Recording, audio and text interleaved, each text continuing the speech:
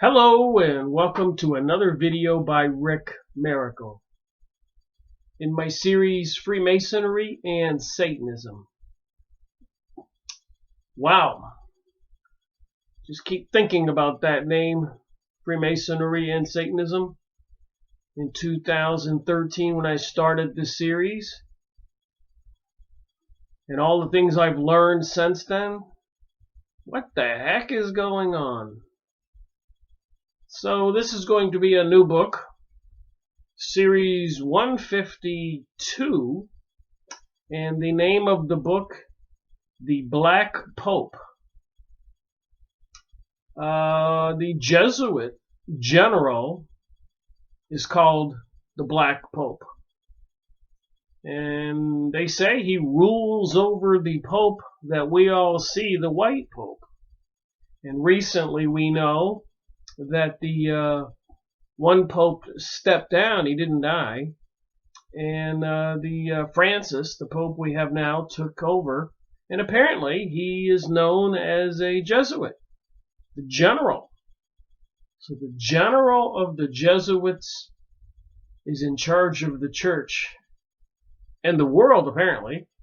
And the Jesuits are the warriors, the assassins for the church. I got a couple pictures here I thought I'd look at. The first one, you can go on Yahoo image site and just plug in Jesuits, and you'll see pictures like this.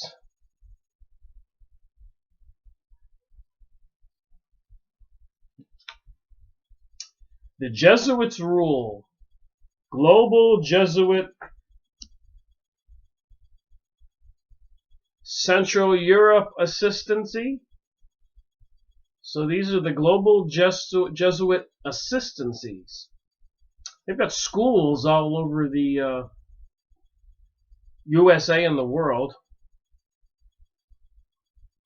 So they does say Black Pope here, North Latin America assistancy. So let's just look at a couple other pictures I here have on the. When I looked up the Vatican, I found these pictures. And apparently, if you read the Bible, you know they have something called fallen angels.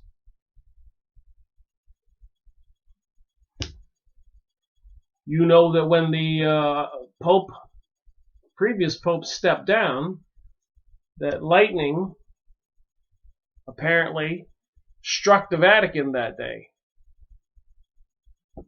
Again, you can go on Yahoo image site, put in Vatican and find pictures and a link there. And I have books showing that when Hitler was in charge of Germany, the bishops and the church were supporting Hitler. Here's a picture of the Pope that stepped down. Ratzinger, I believe, is his name, before he took the Pope name. But apparently on his collar there is a picture of the devil. Crop circles, apparently there's a serpent.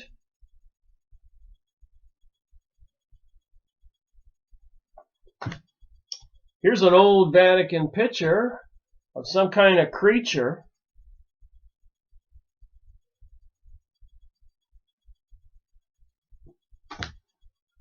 And here's the Pope sitting in a very bizarre chair with some kind of being behind him, looking like some kind of alien.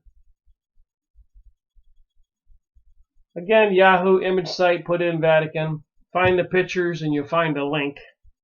They used to have a magazine called Lucifer, and Lucifer's known as the light bearer.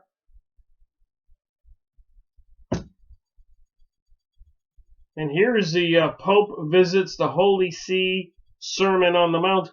But notice his chair has an upside down cross.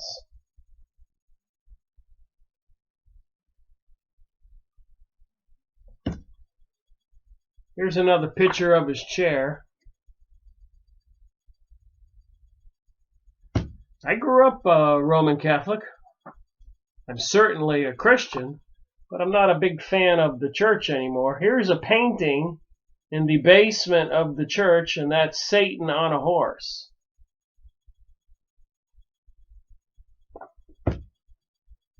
They have a telescope in Arizona. You're not going to believe the name of it. It's called Lucifer. Why would they have a telescope in Arizona called Lucifer? You can look this stuff up on the internet. Don't believe me.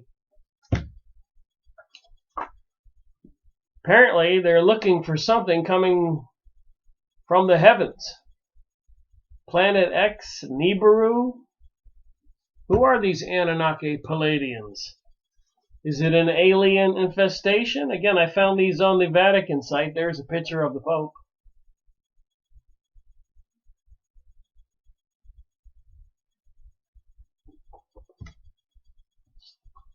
Here's the Pope doing a devil sign. The horns with his hands. Why would he be doing the devil sign? And again, you go on the Vatican internet. You can find these pictures, Exo Vatican, alien spaceships. What are they planning? Again, the telescope is named Lucifer. Go look it up on the internet. Don't believe me. And here's Father Malachi Martin, another picture I found. Because the mentality amongst those who are at the highest levels of the Vatican administration in geopolitics know that knowledge of what's going on in space. They have that telescope named Lucifer. And what's approaching us could be the great import in the next 5 to 10 years. Father Malachi Martin, in response to a question pertaining to the purpose of the Vatican-owned Mount Graham International Observatory. From 1958 to 1964, he served in Rome, where he was a close associate of the Pope. Father Malachi passed away in 1999. Again, you can go on Yahoo image site, look up Vatican. So I do have the Black Pope document published many years ago. I'll have to get the date. And I'm going to read from it. It is in PDF, so this is a little bit awkward for me. I'm learning how to do this. I've been reading from the book, The Black Pope, for the last couple days. Some amazing information. So let me just read from chapter 3. The foundation of the order. The fourth vow, the real object. The idea of founding a universal monarchy with the Pope, nominally the general of the Jesuits, practically at the head. So not the Pope at the head of this monarchy, like a dictatorship by the Pope. Like countries have a monarchy, a family that its descendants continue to be its leaders. A monarchy. So they want to have the Pope, or the general of the Vatican, the Black Pope, at the head of this religious monarchy. The foundation of the order of Jesuits. The service of the Pope, their avowed object. Remarkable clause in their constitutions on this subject.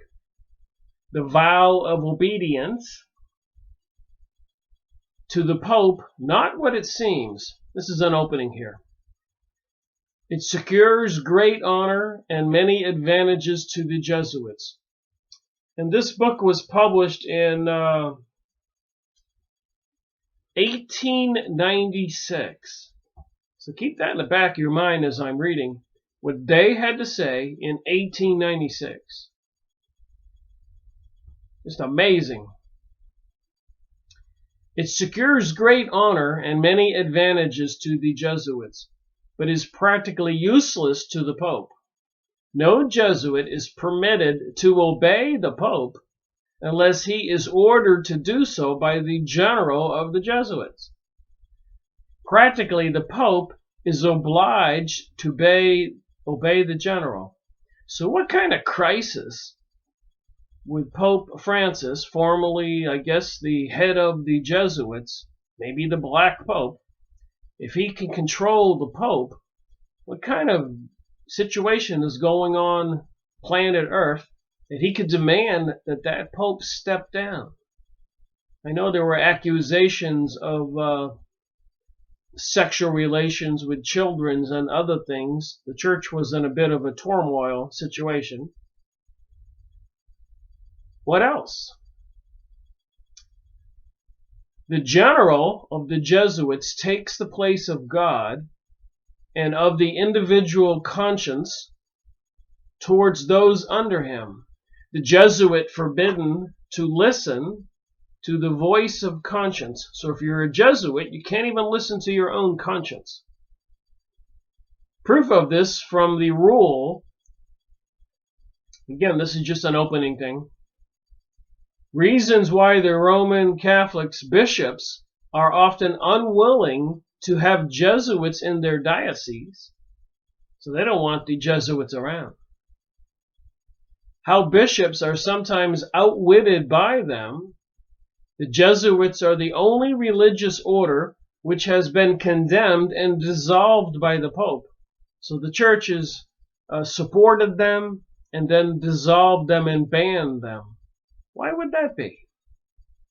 The comparison between the obedience required from a soldier and from a Jesuit not well founded. Extraordinary privileges given by some popes to the Jesuits. The popes have tied their own hands. Has this been a case of hypnotism?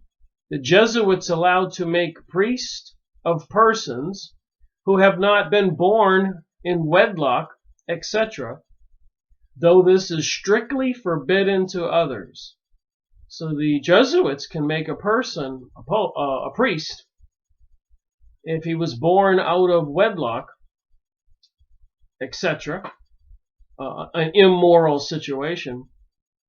But the Vatican and the bishops and all the other people of the church can't do that.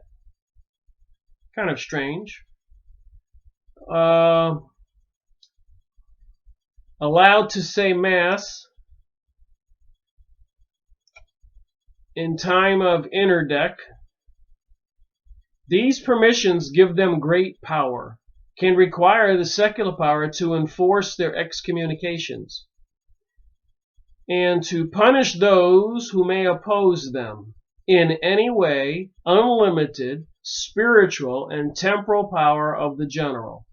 So the general of the Jesuits, apparently now is the current Pope Francis, unlimited spiritual and temporal power of the general. Jesuits obliged to report on public affairs to the general. So all Jesuits have to report to the general. And Ignatius Loyola was the one who created the Jesuits in the 1500s, early 1500s. On Easter Day, I'm just going to read for this and throw in my own 2 cents. On Easter Day in the year 1541, Ignatius Loyola attained the summit of his ambition and was elected general of his order. That he should be the first general was a foregone conclusion. There were only 5 members of the society in Rome, but as all had been prearranged, those who were absent had sent in their votes so that delay and confusion was avoided.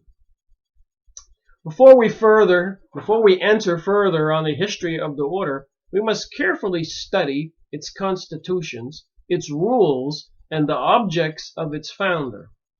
It should be noted first that the Jesuits are the only religious order in the Church of Rome, and these orders are very numerous. So there are many different orders, but this is the only religious order which has lain under the ban of the Pope and which has been expelled from any country because of its interference in politics.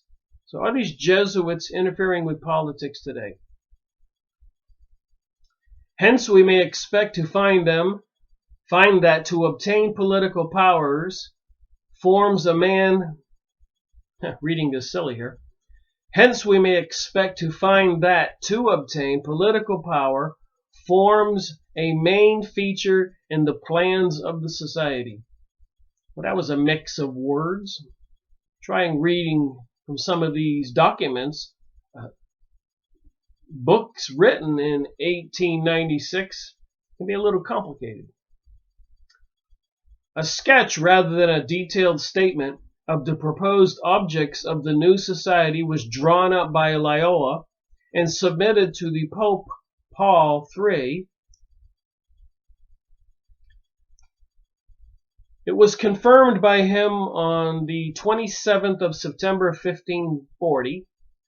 At a later period, the constitutions were greatly enlarged, but the substance remained the same.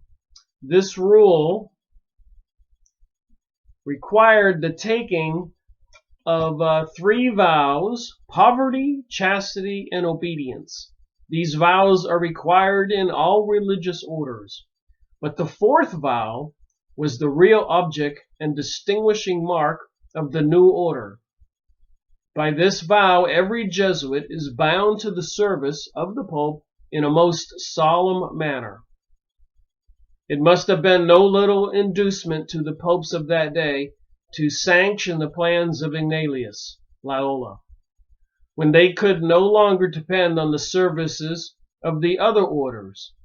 For as we have shown in the last chapter, they were fast decaying under the weight of their own corruption. So back then, the religious leaders of the Catholic Church were involved in a lot of immoral and criminal activities, their own corruption. There are some remarkable points in this remarkable document. And by the way, you can go on the internet and look up the Black Pope PDF, so you don't have to listen to me talk about it. You can read it yourself. It's a fascinating amount of information. Things you probably didn't know. There are some remarkable points in this remarkable document. First, we find the following direction. He, the Jesuit,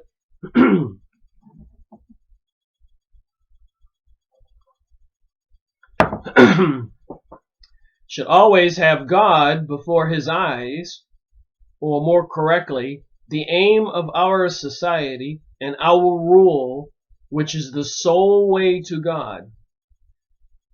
This sentence, so carefully framed, is the keynote to the whole system of Jesuit.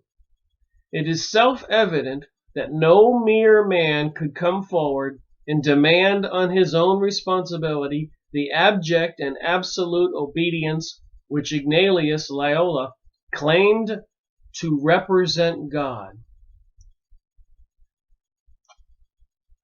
Not as a mere figure of speech, but literally and actually, that he claimed to be obeyed as God. Wow. He wanted to be obeyed when he spoke as if he were God. No other claim would have supported his exactions. And that claim, once admitted, there could be no limit to the demands on the obedience of the disciple. When once it is believed that divine authority, and the claim is nothing short of a claim to divine authority, is bestowed on any individual, that individual takes the place of God and becomes the God of the people who admits the claim. It is certainly difficult to believe how any human being gifted with ordinary common sense could think that a fellow mortal human like himself could possess such power But we have to do with facts and not with conjectures. It is a fact that thousands have believed and do believe that a mortal like themselves has such power and exercises it by divine right. So it is a fact that thousands of people throughout history have believed that they have divine rights, powers, and exercising, false prophets, etc. People out there think that they're speaking for God or they are God. A very interesting world we live in. It is quite clear that there are many circumstances in human life in which we may have a difficulty in deciding which of two courses is the better or more pleasing to God. But the Jesuit has no such difficulty. He has no choice, for his superior takes the place of God and decides for him. So if you're a Jesuit, the leader, the general, the Black Pope now, well, even when he's not a Pope announced to the public, he exists and he's called the Black Pope, the general of the Jesuits. But all the other Jesuits are trained, and it's demanded of them that this general takes the place of God and decides for him. Hence also the demand which is made on the Jesuit for absolute and unmasking obedience in the smallest as well as in the most important matters. And FYI, it appears that these kinds of people are in charge of our world today, behind the New Age and the New World Order. Make no mistake about that. When God speaks, there can be no question as to the duty of obedience, but these men claim to speak as God and with an equal, if not almost a superior authority. Wow, they think they're superior to God. We use the expression superior authority advisedly because with the Jesuit, the voice of the superior must always overrule the voice of God in the individual conscience. So the voice of the general in your conscience, if you're a Jesuit, does not rule, but the voice of the general has to rule as God, not your own conscience. It is this which makes the rule of the Jesuit at once so dangerous and so unchristian.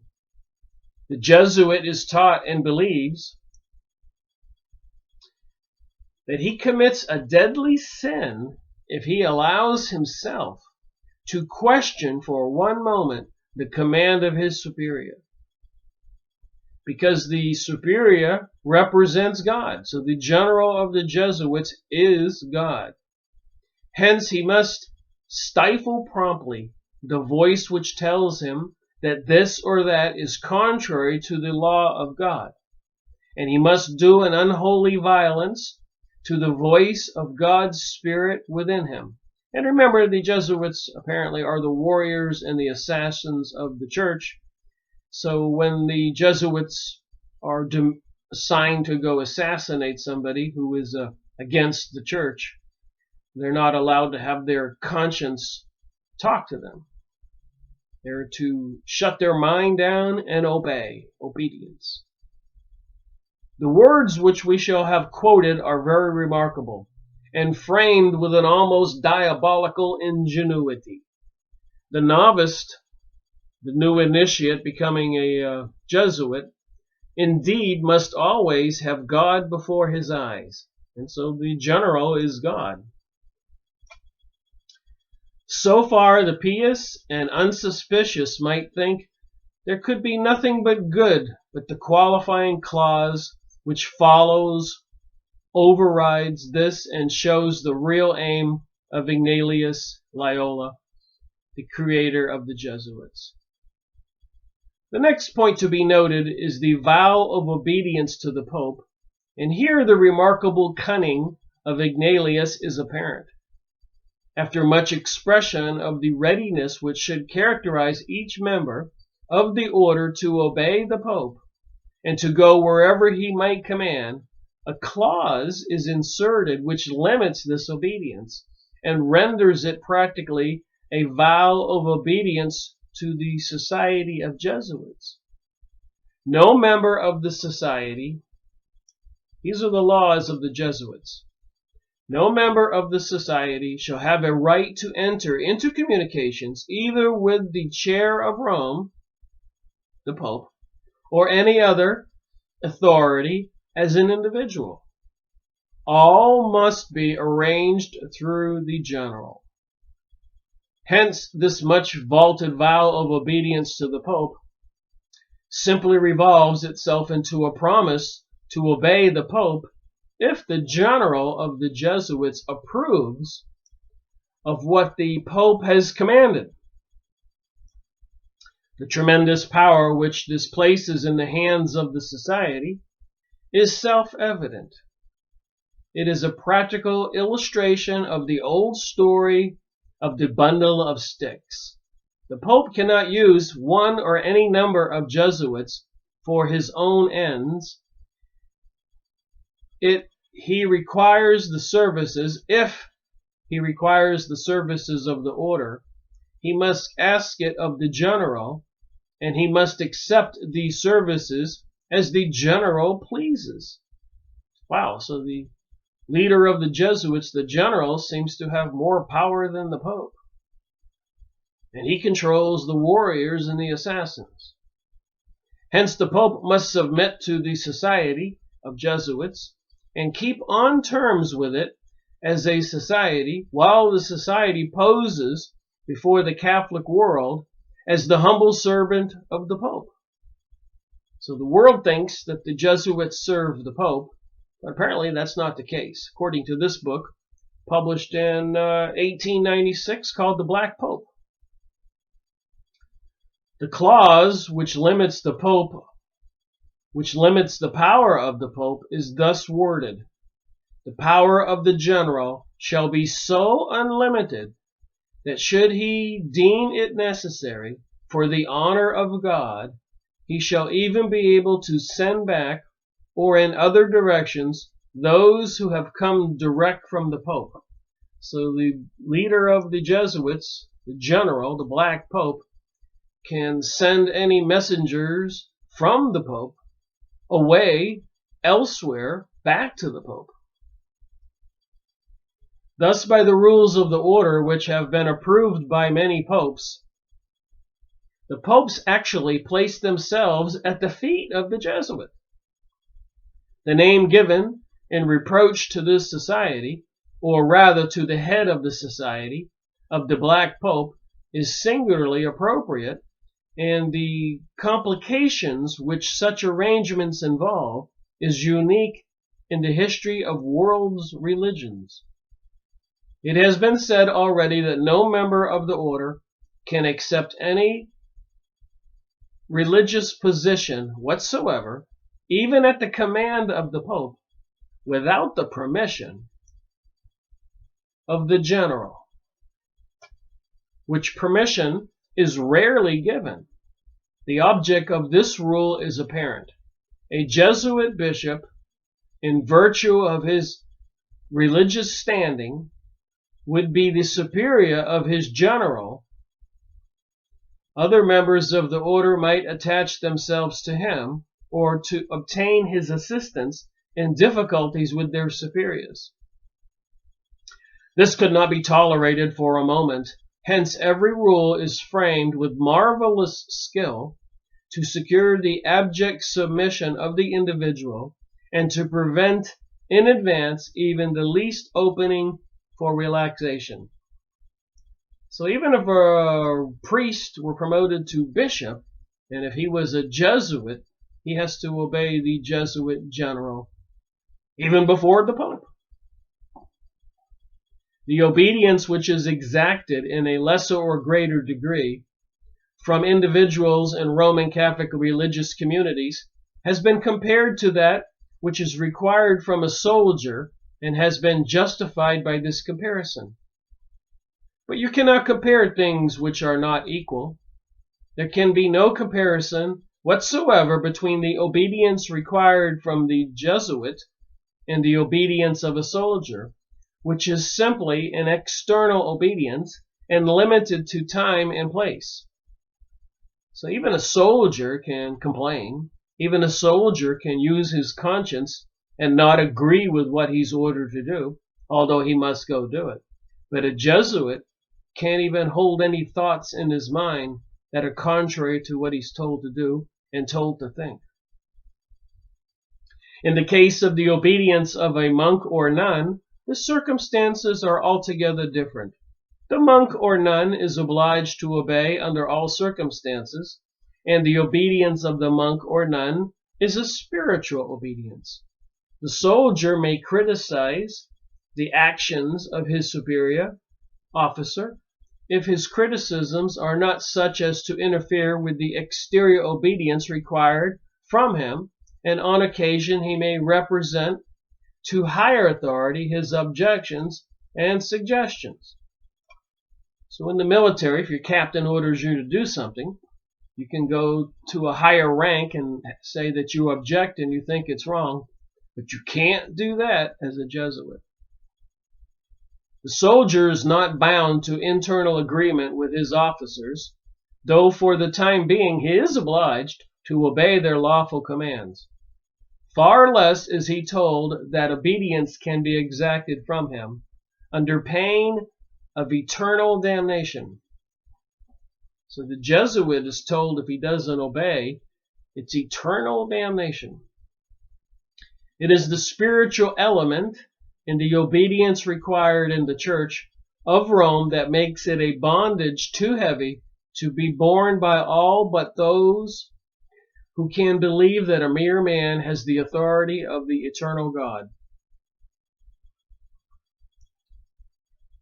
The Jesuit, once bound by his vow, is bound forever. Wow. It's like joining the mafia. You never get out.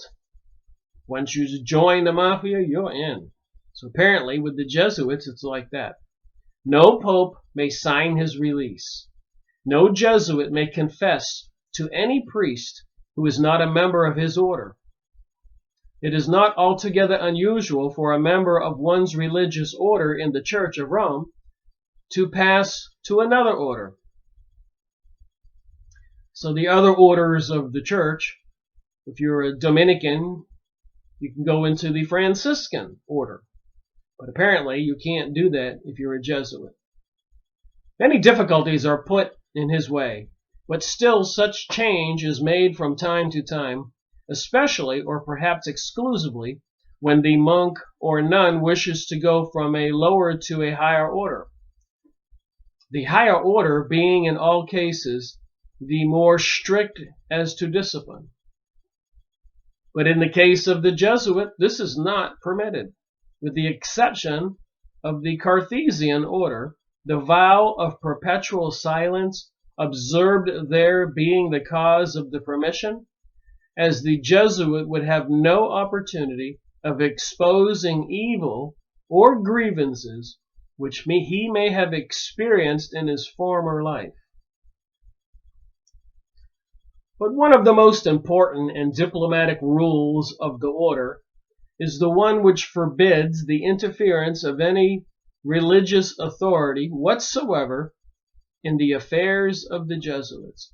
So there is no religious order whatsoever that can interfere with the affairs of the Jesuits. The bishop of every Roman Catholic diocese is practically the Pope of the various religious orders in his diocese, but over the Jesuits he has no control whatsoever. He dares not enter the Jesuit monastery except as an invited guest. The Jesuit has no need to ask his permission to say Mass or to hear confessions. All the personal and jealously guarded powers of the bishop are no account whatsoever. So with the Jesuits, the bishops have no power whatsoever. Hence it is that the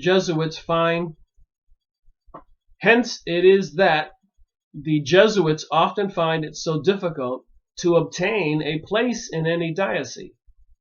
So I guess the bishops all over the world are aware of this, and they don't want any Jesuits in their diocese. That would be their territory. A bishop can generally prevent the Jesuits from establishing themselves in his diocese, but once established, he cannot expel them.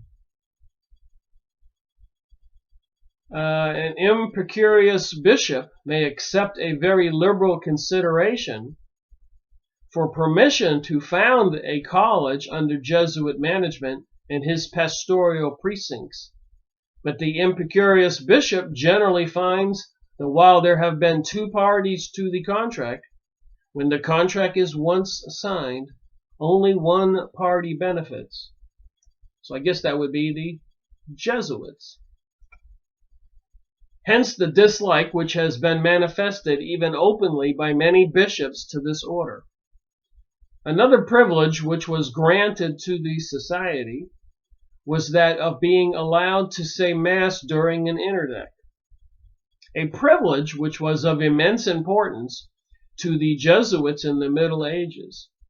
All the ordinary rules of the Roman Catholic Church were, in fact, dispensed in their favor. Bishops were ordered to ordain anyone who might be presented to them by the fathers without further examination or ceremony. I think I'll pause my reading from the PDF document for a minute and just do a synopsis of where I'm at. So I've made a video about the Rosicrucians, another secret society, series number 140. This book's falling apart. So I've been examining all these different secret societies, organizations, communist, Zionist, and all the other ones, Freemasons. Stuff regarding the Jewish people, Tex Mars, Holy Serpent of the Jews. What kind of religion are they into? And I'm finding the serpent symbol everywhere, as many people already know. In China, the dragon is a serpent. In the Mayans, in the Yucatan of Mexico, they got big serpents, beings on the pyramids. So what is it that we don't know? I've been going over the UFO and alien material. By the way, the Holy Serpent of the Jews was series number 91. I made videos on that book. UFOs and Aliens, big thick book, series number 53. I made videos on this book. So I'm investigating everything. I've made videos on this book, Masonry. Look at the picture. This guy was an ex-witch, an ex-Freemason, who decided what he had learned was pretty horrible, so he got out. William Schnollebaum. You can see the Freemasonic symbols there. The G doesn't stand for God. Gnostic knowledge. And the devil picture there. And all the politicians are doing the devil sign. Even President George Bush's daughter was doing the devil sign. The Pope's doing the devil sign. Masonry, beyond the light. Lucifer's known as the light bearer. And the light is represented as rays of the sun, even behind the all-seeing eye on the US $1 bill. A lot of corporate logos. Even Obama's logo had the rising sun. And I've studied the Jewish History Atlas, their travels all over the world. This is series number 118, and many other issues regarding the Jewish peoples and their secret societies and Kabbalah, mysticism cults. I did videos on this book, Major Trends in Jewish Mysticism, Series 120. So I'm trying to say I'm leaving no rock unturned in my search for the truth. Even Helena Blavatsky's The Secret Doctrine, Volume 1, Volume 2. Volume 2 is Series 142. This is Volume 1, Series 84. I've got more than 500 hours of video material on YouTube. And this is Series number 152 with the Black Pope. So my point is, I'm surprised I already didn't do some homework on the Pope. The Pope, the Black Pope, and the Jesuits. It's bizarre material. Morals and Dogma, the Book of the Freemasons, Albert Pike's Big Bible. Made many videos on this, series number 85. And I'm going to make a video on this book, Tex Mars, Circle of Intrigue. Look at those symbols. These are all these organizations. And I've been going over material like Nancy Leader with the Zetas and the Palladians, Barbara Marciniak, Lee Carroll, Cryon, Esther Hicks, Abraham, and so many others. I'm going to continue going over to this information that these people are channeling from some other dimension, or maybe from another galaxy, or inside the Earth. So I just wanted to point out that the Black Pope is certainly revealing information to me. I grew up Roman Catholic. I went to private Catholic school for a while. And it's disturbing information when I do this research. But it doesn't detract or get in the way of me believing that Jesus was real and a divine spiritual being sent by God. As Jesus said to the Jews back then, ye are the killers of your prophets. So apparently the spirit world has sent many entities, spiritual beings, and human bodies for quite a while, or communicating with human beings. Even Nikola Tesla said that. He said, why are you calling me a genius on stage? He said, I'm having visions, I'm hearing things, I have dreams.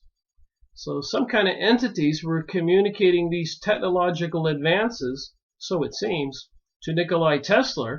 And now they're using these technologies, even like the 5G, 5th generation cell phone, and integration with everything on the planet system being unveiled right now, and even legislation passed for no public input. What are they planning on doing to us with this complete system of microwave radiations? Makes you wonder why the entities from another dimension gave that information to Nikola Tesla. And why are the Jews into the Kabbalah and mysticism, as well as many other secret societies and cults? What kind of beings on the other side are we communicating with, even with the channeled material I've been going over? So I'd like to think I'm focusing on just about everything that I could possibly focus on. So back to the book. Bishops were ordered to ordain anyone who might be presented to them by the fathers without further examination or ceremony. The church and the services of the church were placed at their disposal, and none dare gainsay them, while they only gave in return the very doubtful benefit of establishing colleges, when they took care to secure for themselves all the best pupils in the district. Wow, so the Jesuits could send a man over to the other churches, and they would have to ordain that man if so commanded. And they were recruiting the best pupils for their Jesuit schools. They were to pay no taxes or dues, but were permitted to take all they could get and to keep all they got, and other ecclesiastical religious privileges or laws to the contrary being suspended in their favor. So the church back then, and probably now, unbeknownst to we the people, controls our politicians and our governments, and laws can be demanded to be suspended in their favor. All donations of land, money, or houses are at once their property, and the Pope binds himself to this at the time of the grant without knowledge of what is granted. Truly, the Spanish knight was by no means deficient in worldly wisdom. So Ignatius Loyola, the one who created the Jesuits, Ignatius, was originally a Spanish knight, and in battle a cannon broke his leg, so he couldn't be a knight any further. So truly the Spanish knight was by no means deficient in holy wisdom. He was arrested at one time and accused of being in the Illuminati. So the Illuminati goes back prior to the Rothschilds. So apparently the Illuminati, this mystery cult, like the Kabbalah, goes back thousands of years, apparently to the Egyptian hieroglyphics and pharaohs and entities that we are aware of in mythology thousands of years ago as part of this mysticism. The amount of exceptions and favors granted to this order by the infallible bulls of infallible popes is something which can hardly be understood by those who are not familiar with the intricacies of the Roman Catholic canon law and observances. So whenever the infallible pope, the pope that can do no wrong, whenever he would make a law or an edict or issue a command, the Jesuits would be exceptions, and other favors granted to them. One of the most important permissions was that which allowed the Jesuits to receive into their order those who might be the offspring of adultery or incest. It is a strict rule on the whole faithfully observed in the Roman Catholic that no person can be ordained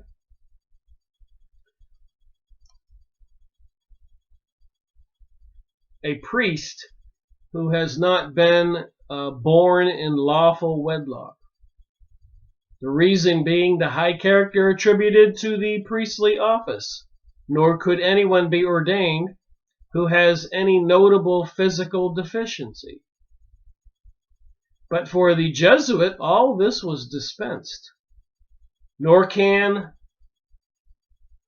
there be any doubt that just as Ignatius Loyola saw the immense gain to be secured when he opened a house for the mistresses of the Roman nobles and ecclesiastics. So apparently there was a lot of womanizing going on in Rome by the religious people and the other nobles, the elites. And they were trying to get a better image for Rome. So Ignatius Loyola had a great idea. He found a big house and he created a home for these women to get them off the streets. So he opened a house for the mistresses of the Roman nobles or ecclesiastics. He also saw that the illegitimate offspring of the Jesuit clientele would prove an immense source of income to his order. The progenitor of such offspring would gladly give considerable amounts of money or grants of houses or lands to have their children thus provided for, no questions asked.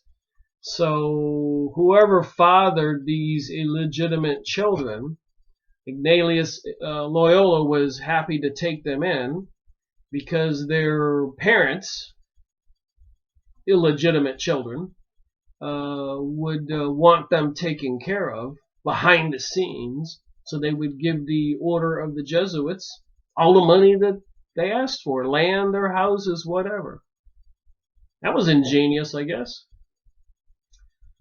But the great means through which Loyola expected to gain power was the education of youth. Hence, he obtained permission and authorizations which all tended to strengthen his hands in this direction. Wow. This is what the communists were intending to do too, which they did, and the New Aged people running the world today, which I suspect are part of the Jesuits, but they control the education system, as many of us know.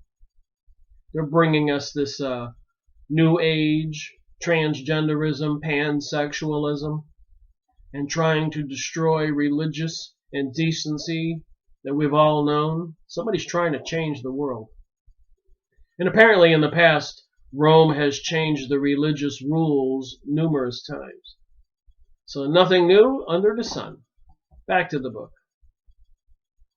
His order was empowered to send professors to any university. Wow, the Jesuits could send a professor to any university and to give lectures there, no matter what objection might be made by the existing authorities.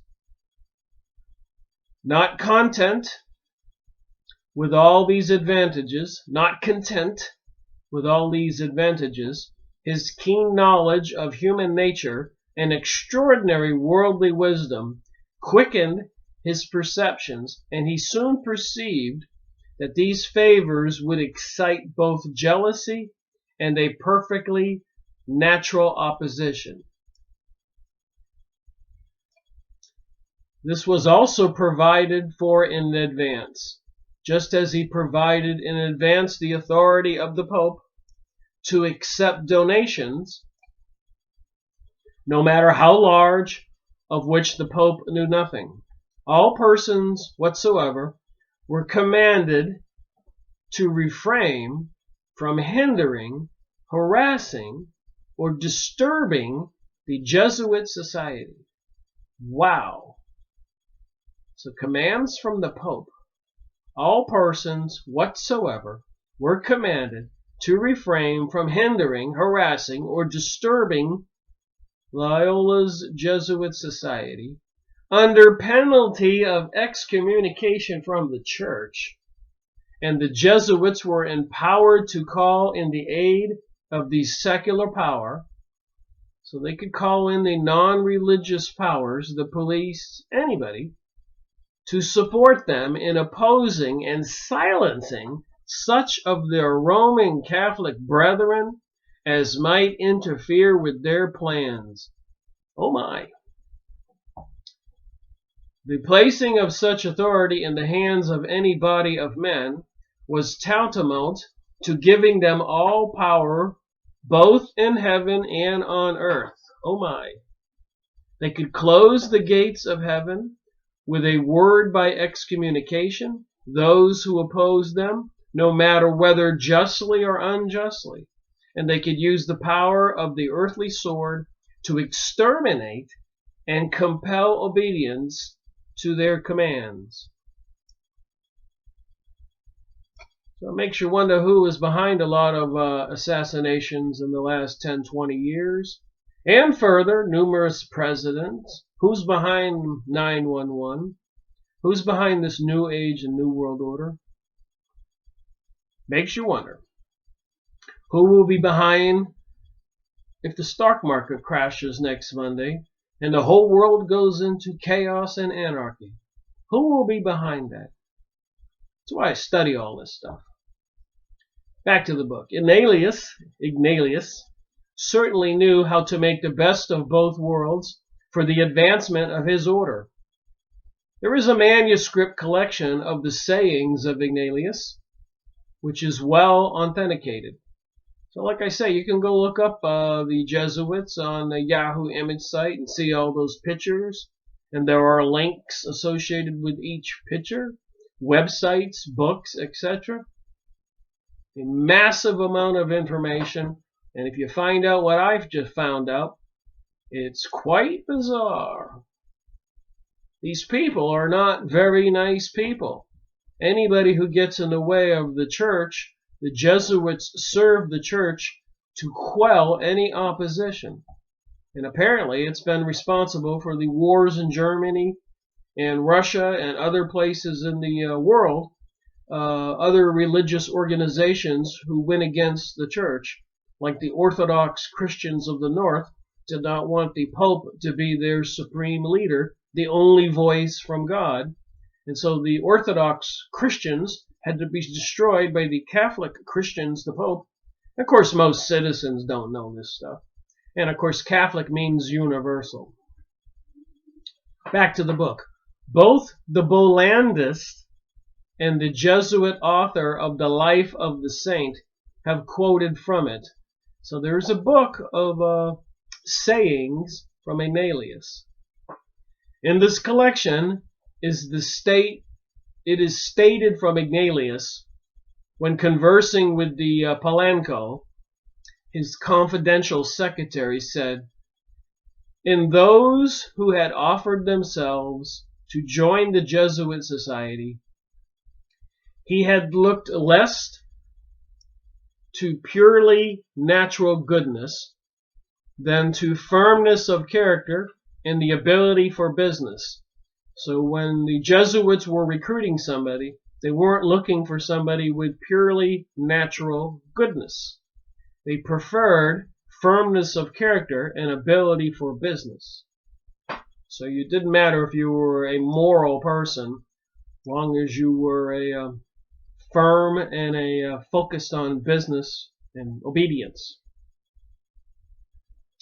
His disciples have followed his example. Further, he declared emphatically, according to the same reliable authority, that however valuable the connections or qualifications of a candidate might be, he would not avail himself of his services unless he discerned in him a character which could be molded to strict obedience.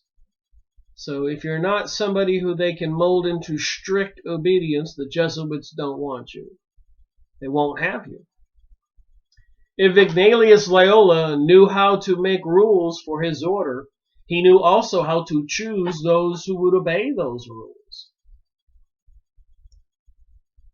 And there are, on the Yahoo image site, there are pictures under Jesuits, when you search it, of maps of all the schools all over the United States. So I suspect there are Jesuit schools all over the world. So it just might behoove we the people to know a little bit about the Jesuits. You think? Back to the book. It is often and not unnaturally supposed that the theological propositions which may be used or endorsed by members of the Society of Jesuits are simply the opinion of the individual. This is a serious mistake. No individual opinions are allowed in the Jesuit Society, nor indeed in the Church of Rome. So even in the Church of Rome, no individual opinions are allowed. And I know before the printing press, it was really probably illegal to be reading the Bible and thinking for yourself. That was a big problem for the church when people actually were able to obtain a Bible and read the Word of God and not have it told to them as some priest would tell them. They couldn't think for themselves. And I suspect that's part of the situation today, 2017, with the coming out of the 5G network, the fifth generation communication system, connecting everything from probably toasters to humans to cars to traffic lights to cameras. It's all going to be connected by microchips, computerized, monitored, spied on. A return to an old age. Nobody will be trusted, so it seems. Well, the Jesuits, are they behind the scenes in charge? Is that why we now have Pope Francis, the Jesuit? Is he the Black Pope? Is he the general? Do these rules that I'm reading here apply? Back to the book. No Jesuit dare write or publish any book which has not the full and free support of his superiors. No Roman Catholic can preserve in the publication of books or in the assertion of opinions which have been condemned by the Church. And even at the present day, Rome is not slow to silence authors, nor to condemn those of whom she does not approve.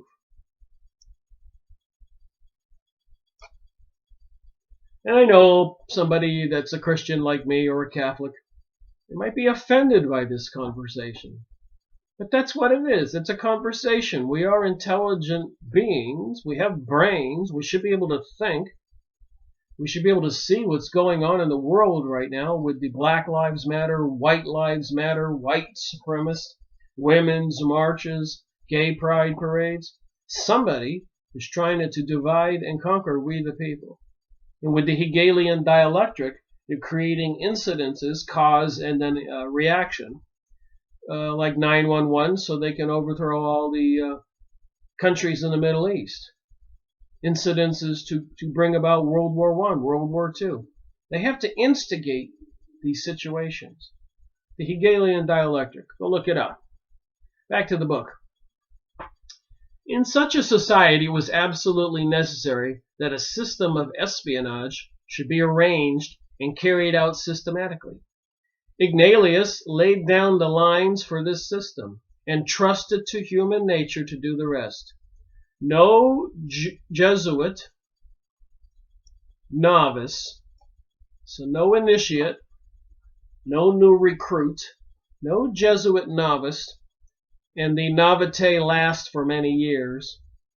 So no new initiate and member into Jesuism, into the Jesuits, can receive visits from his friends unless a superior is present. A curious commentary on the supposed happiness and freedom of the religious life. No Jesuit can read a letter or write a letter without the express permission of his superiors. To ask such a permission is an obvious humiliation. Hence the end is attained, for few will voluntarily place themselves in such a position. Besides, this rule cuts off all possibility of free intercourse or the expression of unhappiness. After a time, letters to friends and relatives are gradually discontinued, neither side caring to write what must be carefully inspected, and the individual stands alone. Wow, this sounds like one of those cults where people try to retrieve their members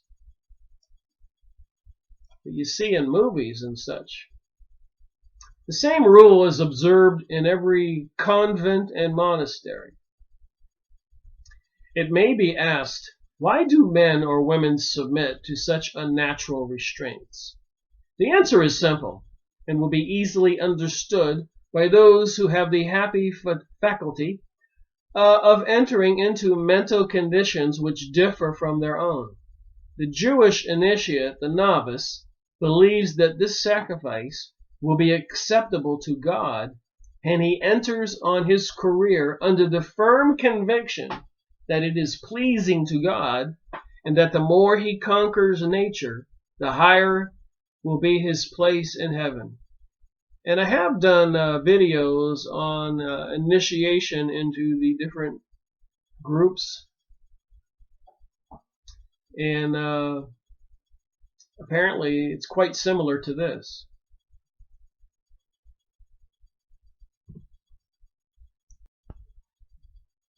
So they convince these initiates, these novices, that because they suffer and sacrifice so much in obedience, not think for themselves, they immediately have access to heaven.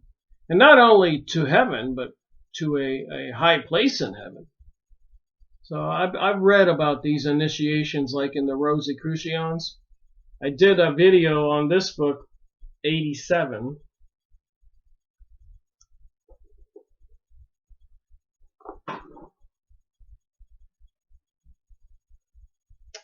Technique of the Master. I'll just read a little bit from one page here. You can go watch my video. I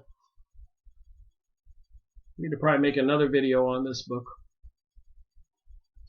It is during this time of trial that the aspirant generally attains to the use of the technique and becomes a recipient of the magic force of the soul.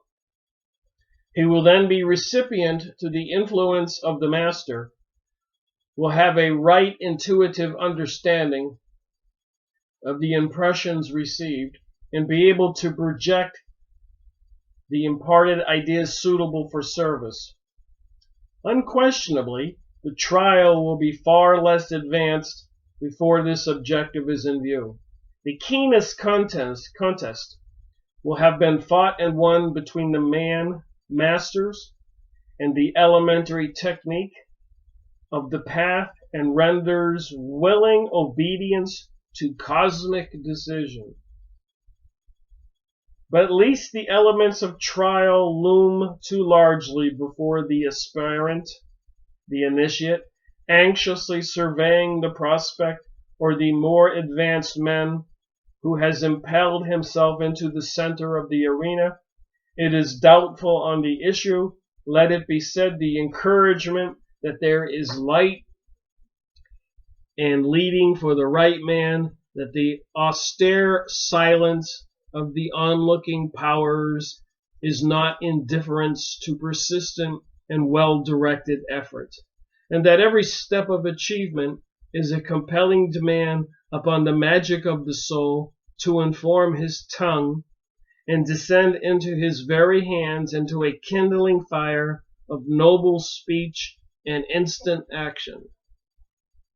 I've been going over the initiates like in the Rosicrucians. I think I made 12 two-hour videos on the Blue Lodge Freemasonry Handbook, series number 61, 24 hours. So I've been studying this material about initiation into these secret societies and occults. And even the plan by the Theosophists and social reconstruction. I made a video on this book. Social reconstruction. You got to play with words here. That's New Age, New World Order. And that's series 89. Social reconstruction. Anyways, back to the book. The power placed in the hands of the general of the Jesuits is practically unlimited. But in order to exercise this power, he must be fully informed of all that passes in every house of the order and in each individual's soul. Wow. So he has to know what all the Jesuits are doing. They have to report on each other and send in reports. The Pope exercises a somewhat similar power, with this exception that the Pope is not so minutely informed. So the Pope doesn't have all the tiny details about everybody, but the Jesuits do. But in the case of the Pope, while the affairs of the Church in all countries are reported to him, the reports go into the hands of the cardinals and others appointed to make digest reports for his use. So all those people under the Vatican or Pope's rule, they send in their reports to cardinals who make condensed reports to the Pope. But that's not the way it works with the Jesuits. In the case of the general of the Jesuits, all must come directly into his hands, though he is allowed to employ confidential secretaries who aspire to his exalted position and therefore protect the interest of the order. The Jesuit order has always been the determined opponent of the Freemasons. And I have been reading this stuff, and I can say this with some confidence. The hidden hand, the all-seeing eye on the top of the pyramid, above the Jesuits here, above the Freemasons, above the Democrats in the United States, above the Republicans in the United States. Above all organizations, the all-seeing eye at the top of the pyramid controls both sides. They create both sides. They want to keep a battle going on, divide and conquer. So if there isn't any friction, they will create it. So these beings, or whatever they are, controlling the Freemasons, the Rosicrucians, is my point, the Jesuits, the Pope, political parties, governments, Council of Foreign Relations, are all controlled by some hidden hand. So it seems. And it says it here. They talk about mysticism and the Oriental mysticism. Apparently a lot of this mysticism came from a couple different places. One would, of course, be the Egyptian hieroglyphics, the pharaoh, in Egypt thousands of years ago. And another one, of course, would be India with Hinduism and China with Buddhism. They call it Oriental mysticism.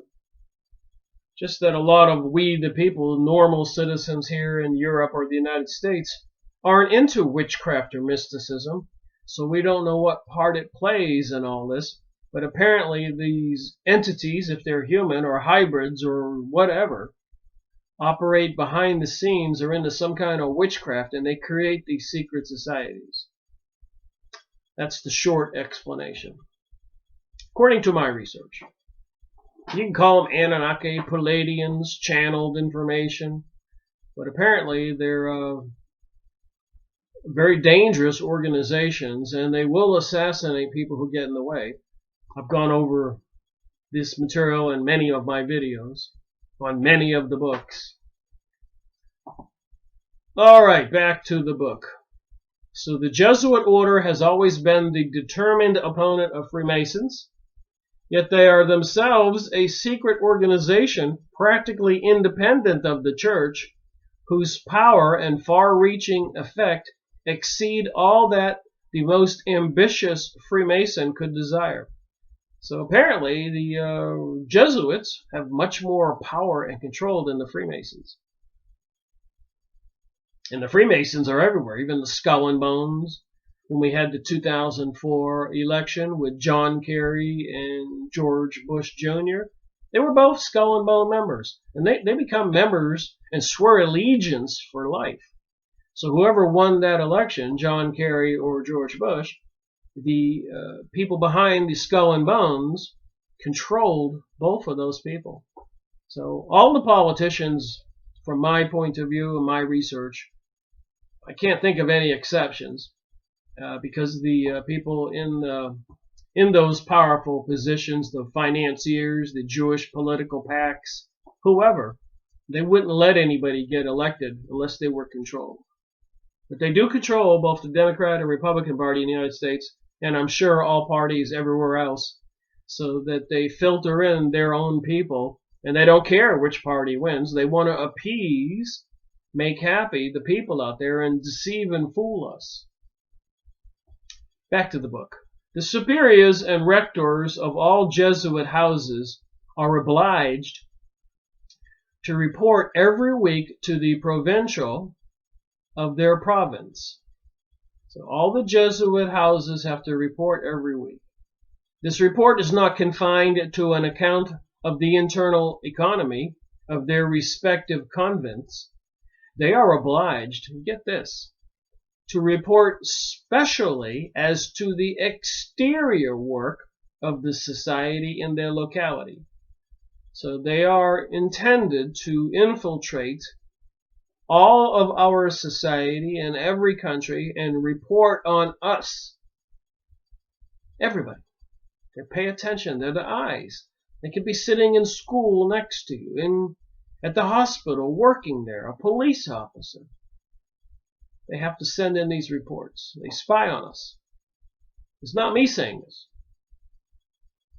They are obliged to report specially as to the exterior work of the society and their locality, and many a good Protestant would find his character well analyzed in these reports, while the statesman, whether Catholic, Protestant, liberal, or conservative, would see that many an action in which he supposed that had been a free agent had been secretly suggested through channels which he had never suspected.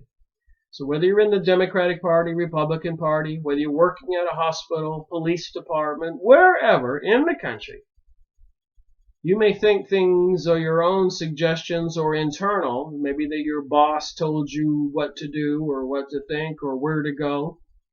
But apparently these Jesuits are everywhere, so it says here, and they influence Catholics, Protestants, liberals, conservatives, everything. And people don't even know it.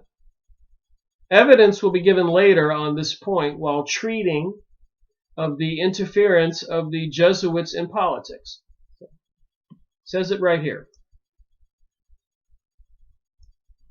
And a lot of us already know this. The provincial makes up his report. So in the different districts, the Jesuits report, and they have a higher level person called the provincial, and he makes a report, and these reports go to the general. So apparently this hierarchy, control center, I wonder what that would look like today. Probably a gigantic computerized room. And if they computerize it, that could be the beast computer. The computer software they were running during Jade Helm 15, having terrorist and military exercises all over the USA in 2015. The software is supposed to be making decisions on who gets assassinated, killed, arrested. So it's all based on our metadata, who you call, what you purchased, what you said on your cell phone, who you know. So just take what I'm reading here to the next level with the technologies we have today, even the 5G network and so much more, and see what these technological advances are going to do to this control mentality. Crazy. The provincial makes up his report from these reports for the general once a month, but so complete and complicated is the plan to secure knowledges of places, persons, and motives, not merely as regards members of the order, but as regards each person of the least note in the various towns and neighborhoods, that the inferior officers of the society are also required to report once in 3 months to the general, in addition to the weekly report which they make to their local superiors. But on every check there is a counter-check. Superiors, rectors, and most important, also the masters of novices, initiates, are required to send a report to the general every 3 months.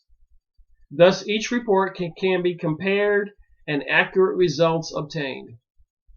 Arrangements are made also in the case of affairs referred to persons outside the order, that these reports shall be so worded that while they are perfectly clear to the general and his immediate entourage, they would convey no information to others into whose hands they might fall. So this information is somehow coded. It may be well to say here that these statements are not mere assertions of ignorant or prejudiced writers. The institutes or authorized rules of the Jesuit order were published at Prague in 1757 and contain not only the rules of the Jesuit order as authorized by the various popes who approved them, but also the decrees of general congregations. These people have been behind World War I, World War II, a lot of these secret societies, but a lot of us don't know the motive for this. And there are some competing groups using each other, probably the Vatican using the Zionist Jewish people for their own aims and helping them obtain their aims. But prophecy says as soon as the Zionist empire gets in control, the Jewish aristocrats gain more control of the world, envy and jealousy and hatred will increase and Israel will be wiped out. So then does Rome think it's going to be standing there in charge, ruling the world? Who is behind the scenes? Anunnaki, Palladians, gray aliens, fallen angels, watchers, archons? What is going on? Everything is provided for. Nothing has been left to chance or future arrangement. Even the possibility of the defection of the general himself is foreseen, and arrangements made to provide for such a contingency. The general is also under a certain supervision. So they don't even trust the general. They supervise the general, and the general supervises them. He is not allowed to travel alone.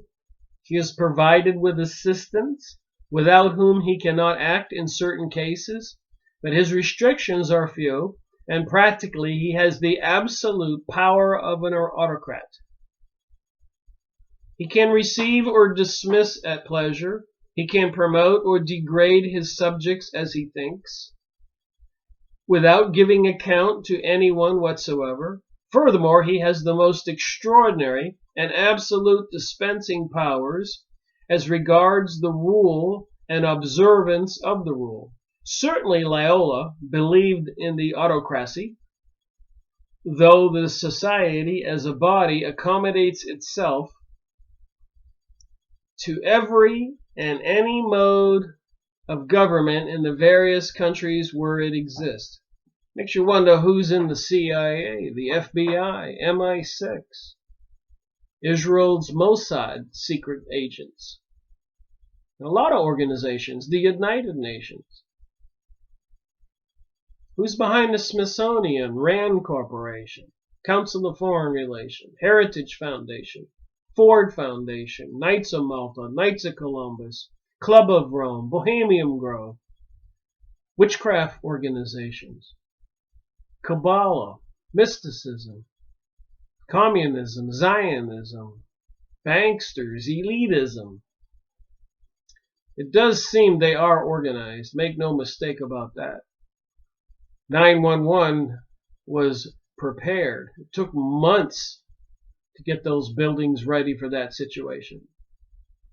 I've gone over Webster Tarpley's 911 Synthetic Terror. You can go watch the videos on that book.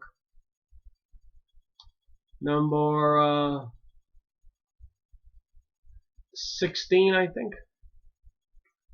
St. Charles Borromeo, the well-known Roman Catholic saint and doctor of the Church, has made some notable observations on this subject.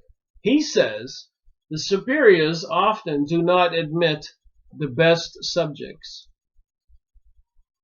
while admitting with open arms those who are skilled in science, though they may be often destitute on piety or devotion. So the Jesuits, I guess, don't mind that you're after money or not really religious, but you have to be obedient and preferably skilled in sciences. This, however, was strictly in accord with the instructions given by the founder. The Jesuit is not permitted to take his full and final vows until he has attained the age of 45. As a consequence, there are few fully professed members of the order. There may have been more than one reason for this rule. The longer the practical novitate, the initiate, the more formed the habit of obedience would become. The spiritual elevation on which the few and select fathers are placed would make them an object of envy to those beneath them. And there is something in human nature which leads men to value what they do not possess and to strive for its attainment. But when the object is possessed and the desire attained, there will be a relaxation of their efforts. So they want to make it a very long and tedious effort to get up in a powerful position in the Jesuits. So people will strive for a long time and be obedient.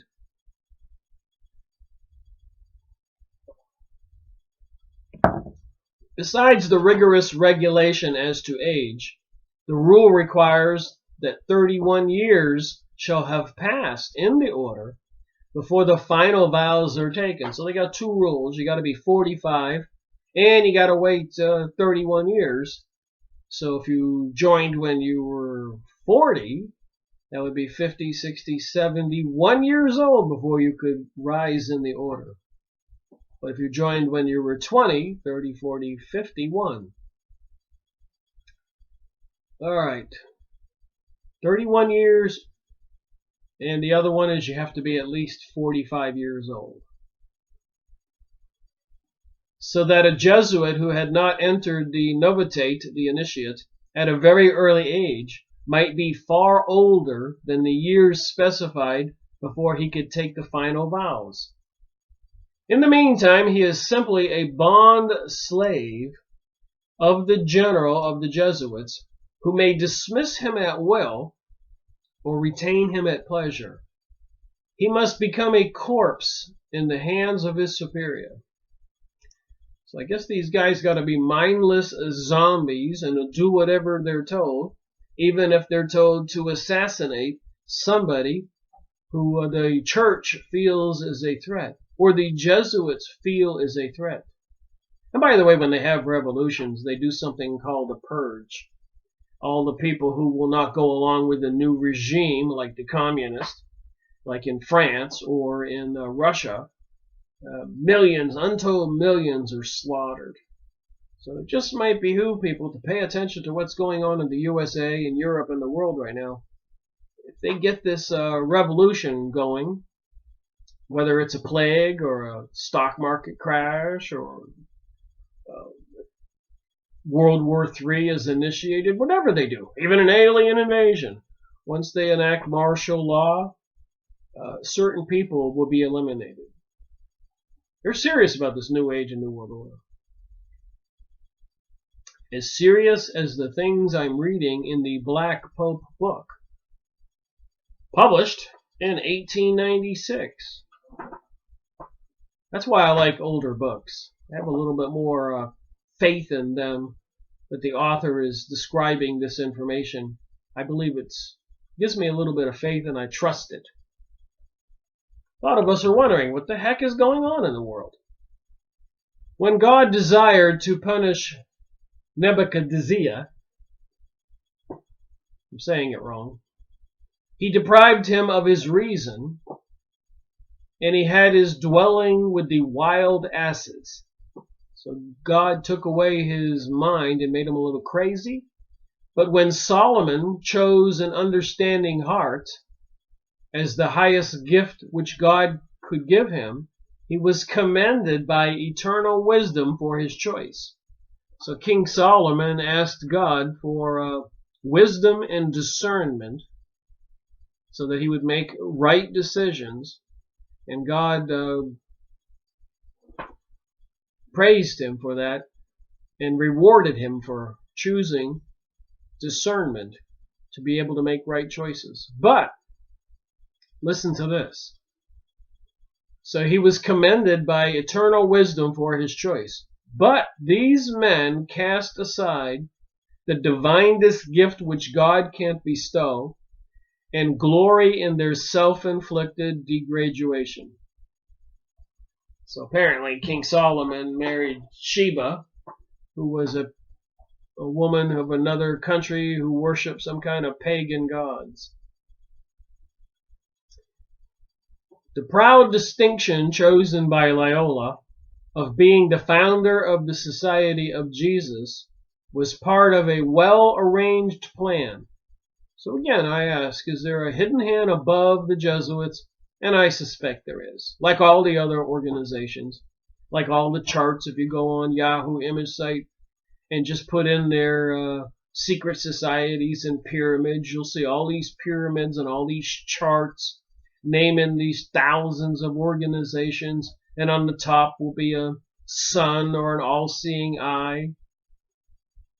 The hidden hand. There can be no question that the primary, if not the sole object of the Spanish monk, Loyola, was to counteract the effects of the German Reformation. So they needed the Jesuits to work for the church as spies and assassins because the Germans were rejecting the Pope's rule, the German Reformation, Martin Luther. And a lot of people were rejecting the church's rule because they were decadent. They had prostitutes and all kinds of other crazy things, opulence with lots of money all over the Vatican and Rome, and the castles all over the world, the known world back then. So yeah, the citizens would stop asking questions. So that's why they created these Jesuit societies, so it says here, to counteract the effects of the German Reformation. And he actually, Loyola, established a college in Rome, which he called the German College, in which Germans were especially trained with the view of returning to their own country to reclaim those who had followed the reformers. The keen insight of Ignatius enabling him to realize that those who were natives of Germany would obtain a hearing sooner than those who might neither understand the language nor the customs of the country. Well, that makes sense. He got some German young men and brought them to Italy to go to German schools, trained in the Roman Catholic teachings and the Jesuit teachings, to go back to Germany and fight the reformers. And apparently, a lot of reformers or anti-Catholic church people, other religions, were many of those people that were destroyed in World War I and World War II and other religions. Makes you wonder behind the scenes why they had those revolutions and those wars. It may be said here that the original papal bull, the Pope's orders, which authorized the establishment of the order, the number to be received was limited to 60. So when the Pope authorized the creation of the Jesuits, it was originally limited to 60 men. Ignatius probably smiled at the restriction, well aware that unlimited leave to act as he pleased was a foregone conclusion and would necessarily be given in a very short period. So a lot of people, they think Jesuits, oh wow, religious teacher, brains from God, from the church. But they don't know this stuff. In this bull, the Pope's orders, proclamated on the 27th of September, 1540, the founders associated with Ignatius are named as the 10 dear sons, Ignatius de Loyola, Peter Faber, James Lainez, as well as Claude Laget, Pascal Barut, Francis Xavier, Alphonse Samaron, Simon Rodriguez, John Coudou, and Nicolas de Bordella. Not only at first, but from the time to time during the lifetime of Loyola, objections were made to the name which he gave his order. So a lot of other religious leaders didn't like the order being called Jesuits after Jesus. So a lot of orders, organizations from the Catholic Church, Dominicans, Franciscans, etc., didn't like the fact that Ignatius named the order the Jesuits. But while on some other points Ignatius stooped to conquer. On this point, he remained immovable. If he had not extraordinary foresight, he may have had some later knowledge, larger knowledge than his disciples of the doctrines then taught by the German reformers, and have believed that the prominent use of the name of Jesus would enable his followers to secure a hearing when all other means failed. To have had and to have carried out such an idea was altogether consonant with the whole plan of the society, and others besides Ignatius have made unholy use of the sacred name of the Savior of mankind. Now, there's been a lot of people go out there in the name of Jesus or the name of God and religion. They don't have any conscience about it, but they will do evil using those names. One of his earliest and most trusted disciples, Father Michael Torres, implored him to yield this point, but he refused with characteristic determination. His order was to be a company of soldiers under the nominal command of Jesus Christ, but Christ was represented to his army by the general for the time being. So they say they're under the command of Jesus Christ, but they're actually under the command of this general of the Jesuits, the Black Pope. He distinctly refused to allow his spiritual children to be called or in any way represented as a monastic body. They were the Pope's soldiers, who nevertheless on occasion commanded the Pope. Orlandini, an official historian of the order, says that the term Societas was chosen expressly because it was the best rendering of the Spanish word company, a technical expression for a company of soldiers under the command of a captain. So remember, Loyola, the creator of the Jesuits, was a general in the Spanish military before he got wounded and then decided to be a saint. So he had to do all this to attain sainthood. And his idea, of course, was to be the warriors, soldiers for the Pope to suppress anybody who was opposed to the church's control. This use of the name Jesus was made a subject of special complaint by the French clergy, and the Sorbonne protested, but protested in vain against the presumption of any religious body in arrogating to itself the special hardship and approbation of the Savior.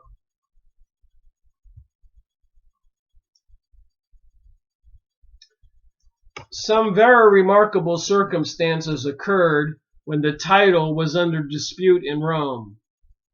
There's some very interesting story here. During the generalship of Aquirvia, so Aquirvia was the general of the Jesuits after the death of Loyola. But in the month of August 1590, Sextus V intimidated officially that the order would not be allowed to continue if the name by which it had been known heretofore was not promptly changed. So the newly elected Pope, Sextus IV, in 1590 said the order would be disbanded unless it changed its name.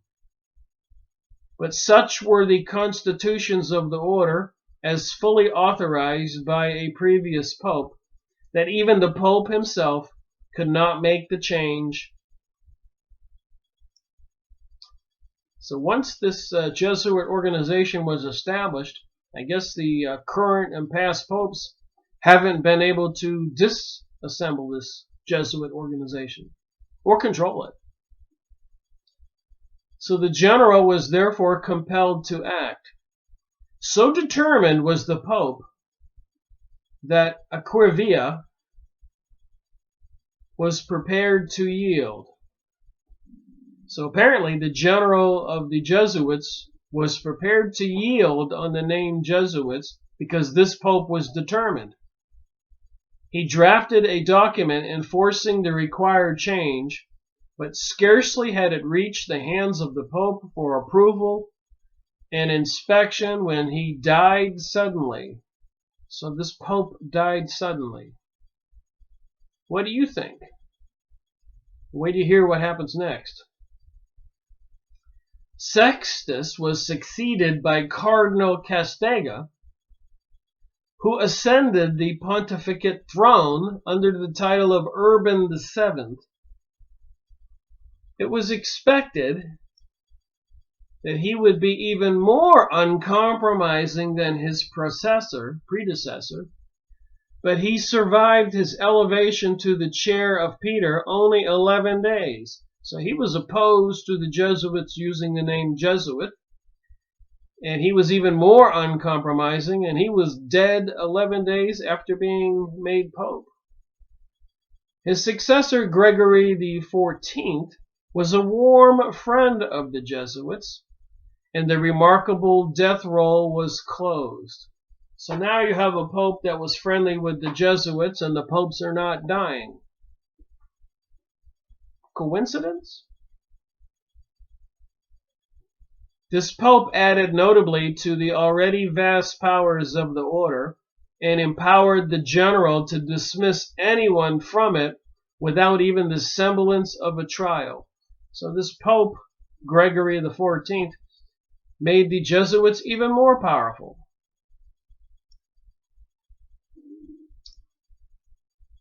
The words A Majorem Dei Gloriam, which is the motto of the order, were also imposed by the founder.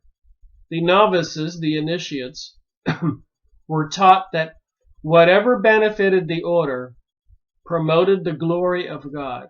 So whatever benefited the Jesuits promoted the glory of God. That they could only learn from their superiors what would be most for the benefit of the order and for the glory of God. So the new recruits, the new initiates, the novices, were told that whatever benefited the order benefited the glory of God. It is quite certain that the glory of God and the glory of the society were convertible terms in the mind of Ignatius Loyola. So that was the end of chapter 3. And just got a lot more to read from this book. It's 404 pages. I've read about half the book. And so I'll be making another part to this video. And I intend to look at any other secret societies. And I'm surprised I never got to the Jesuits earlier. But I guess you can't do everything. So thank you for watching my video. You can look at the link below if you would donate something to the cause. I've been paying for everything for 13 years. And I'm trying to find out what's behind the stuff that's going on in our world. All this craziness, Planet X, weather control, they're saying, and looming threats of World War III, and all these societies, and the New Age and New World Order.